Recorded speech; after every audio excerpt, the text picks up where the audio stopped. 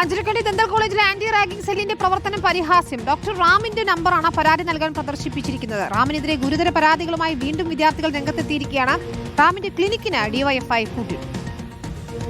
ഗുരുതര ആരോപണങ്ങളാണ് അഞ്ചരക്കണ്ടി ദന്തൽ കോളേജിന് നേരെ ഉയരുന്നത്. കടലാസിൽ മാത്രമാണ് കോളേജിൽ ആന്റി റാഗിംഗ് സെല്ലും ICCയും പ്രവർത്തിക്കുന്നത്.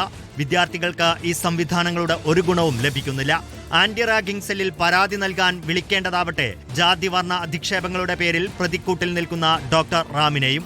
MK റാമിനെതിരെ ഇന്നും കൂടുതൽ വിദ്യാർത്ഥികൾ രംഗത്ത് വന്നു. നിതിന്റെ മരണശേഷം പോലും അധിക്ഷേപം തുടർന്നെന്നും വിദ്യാർത്ഥികൾ വെളിപ്പെടുത്തുന്നു. എൻ്റെ ഒരു ഫ്രണ്ട് ഉണ്ട്. എൻ്റെ ഫ്രണ്ടിനെ അയാളുമായിട്ട് എണീപ്പിച്ച് നിർത്തിയിട്ട് ബ്ലാക്ക് പിഗ് അവൾ ഈ ക്ലാസ്സിൽ എണീപ്പിച്ച് നിന്നിട്ട് you are looking like a black cow എന്നൊക്കെ പറഞ്ഞിട്ട് അവൾ അവസാനം കരഞ്ഞിട്ടാണ് ക്ലാസ്സിൽ നിന്ന് ഇറങ്ങി. അയാൾ പോയി. ക്ലാസ്സിൽ വരുമ്പോൾ MK റാം നിതിനെ ഏത് തരത്തിലായിരുന്നു ഈ ഹറാസ്മെന്റ് ചെയ്തത്? ശരിക്കും സ്ലം ഡോഗ് എങ്ങനെയാണോ സ്ലം ഡോഗ് അങ്ങനെയായിരുന്നു പുള്ളി ഹറാസ് ചെയ്യുക. അതേസമയം അധ്യാപകനെ ന്യായീകരിക്കുകയാണ് പ്രിൻസിപ്പാൾ. മാഡത്തിന്റെ ഫോണിൽ പുള്ളിയുടെ ഫോട്ടോയും നിതിൻ രാജിന്റെ ഫോട്ടോയും എല്ലാം വന്നു.